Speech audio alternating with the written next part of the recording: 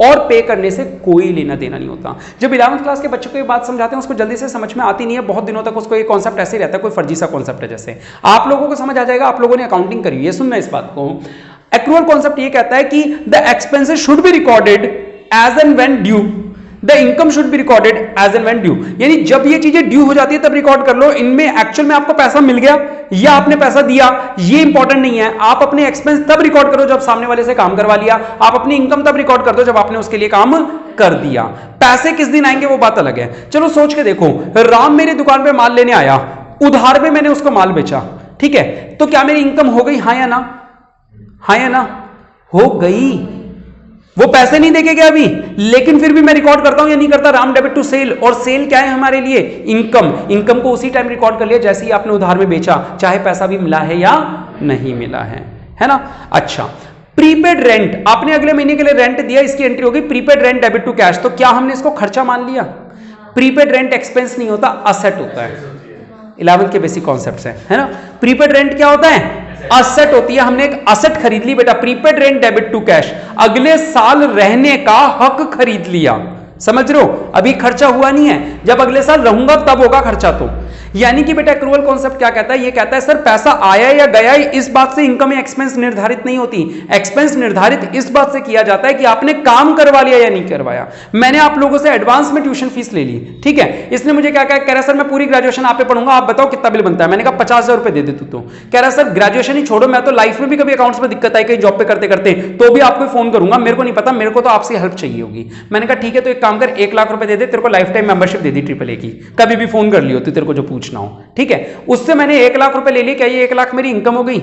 नहीं बेटा, वो मेरे कंधों का बोझ बन गया, वो मेरी लाइबिलिटी बन गया। कंधों का बोझ हम लोग किस नाम से बोलते हैं? लाइबिलिटी को बोलते हैं कंधों का बोझ देशी में, है ना? तो कंधों का बोझ बन गया वो मेरे लिए। इनकम रिसीव्ड इन एडवांस है वो मेरे लिए। मेरी इनकम कब होगी? जब या तो वो सलट ले या मैं सलट लूं, दोनों में से एक कोई पहले निकल जाए। वो चलेगा तो मेरी लाइबिलिटी खत्म हो गई, वो मेरी इनकम हो गई, है ना? यानी इनकम रिसीव्ड इन एडवांस भी हमारे लिए इनकम नहीं होती, वो नेक्स्ट ईयर के लिए मिली है, क्योंकि कब वो इनकम बनेगी? जब मैं काम कर दूंगा। एक्रूअल कॉन्सेप्ट यही कहता है कि expenses should be recorded as and when due, the actual payment of the cash is not important या नॉट रिकॉर्डेड तो नहीं, नॉट इंपॉर्टेंट ही कहोगे, ठीक है। और दूसरा इनकम, तो इनकम भी कब रिकॉर्ड करनी है? As and when due, the actual receipt of cash is not important, कि पैसा किस दिन आया उस दिन इनकम नहीं होगी, जिस दिन हमने मेहनत कर दी उस दिन इनकम होगी। डन। लगे हाथ में आप लोगों को एक और बता, कितने हो गए? 1 2 3 4 5, एक उस दिन पढ़ा दिया था, 2 उस दिन पढ़ा दिया, 7। एक और पढ़ लो, क्योंकि पेपर में यही आता है कि 8 कॉन्सेप्ट लिखने, होने को 12-13 के करीब है, लेकिन एक और पढ़ लो, ड्यूअल एस्पेक्ट कॉन्सेप्ट लास्ट, है ना? नहीं बेटा 13 के करीब होते हैं, इसमें कम होंगे, हो सकता है आगे पीछे होंगे, आपको अभी दिखे नहीं होंगे। ड्यूअल एस्पेक्ट कॉन्सेप्ट को मैं हमेशा सबसे लास्ट में पढ़ाता हूं, क्योंकि यहीं से अकाउंटिंग शुरू होती है। 11th क्लास की जो अकाउंटिंग शुरू होती है वो यहीं जस्ट इस पोर्शन के बाद से चालू हो जाती है अकाउंटिंग, प्रैक्टिकल अकाउंटिंग। तो ड्यूअल एस्पेक्ट कॉन्सेप्ट क्या होता है बेटा?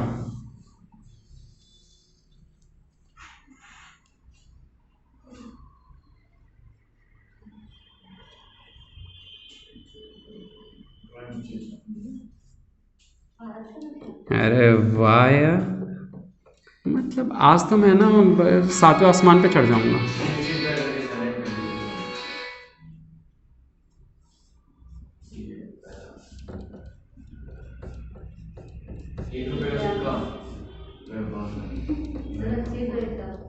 हैं सच में? ऐसे आता था ना पुराने वाला सिक्का, एक तरफ भर हैं, सिक्के पे गवर्नर के साइन होते होंगे, नालायक लड़का।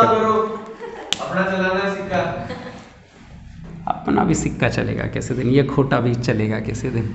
आओ देखो बेटा, ड्यूअल एस्पेक्ट कॉन्सेप्ट क्या कहता है कि जैसे हर सिक्के के 2 पहलू होते हैं, हर सिक्के के 2 पहलू होते हैं, उसी तरह हर लेन देन के, हर ट्रांजैक्शन के 2 पहलू होते हैं, ठीक है। एक डेबिट और एक क्रेडिट, और ये दोनों हमेशा इक्वल होते हैं। किसी भी अकाउंटेंट की लाइफ में सबसे सुकून भरा पल पता कौन सा होता है? जब उसकी बैलेंस शीट मैच हो जाती है। क्यों? क्योंकि इसी कॉन्सेप्ट से बात निकलती है कि असेट साइड का जो टोटल होता है वो हमेशा कैपिटल और लायबिलिटीज के टोटल के बराबर होता है। आपको भी पेपर में सुकून कब मिलता था? जब एडमिशन वाले चैप्टर की बैलेंस शीट टैली हो जाती थी, जो आपकी होती नहीं होगी कभी, हमारी तो दुआ हमेशा कबूल हो जाती थी। ठीक है, आ जाओ, होती है। चलो, तो ड्यूअल एस्पेक्ट कॉन्सेप्ट क्या कहता है, आओ सुनते हैं। ये कॉन्सेप्ट कहता है कि all the transactions has two aspects, aspects, ASPECTS, aspects यानी दो साइड्स होती हैं। All the transactions has two aspects, one is debit and another is credit of equal amount. जितनी वैल्यू से डेबिट होता है उतने से ही क्रेडिट। ये जरूरी नहीं है कि डेबिट में एक ही अकाउंट और क्रेडिट में एक ही हो। डेबिट में 4, क्रेडिट में 1 हो सकते हैं, लेकिन उन चारों का टोटल अमाउंट का जो टोटल है वो क्रेडिट के सिंगल अमाउंट का टोटल के बराबर होगा। और इसी कॉन्सेप्ट से एक और बात निकल के आती है कि hence the total of asset should always be equals to the total of capital and liabilities. ठीक है, चलो आज के लिए इतना ही। कैसी रही क्लास, लाइक और कमेंट करके जरूर बताएं। बहुत बहुत शुक्रिया। जय हिंद, जय भारत।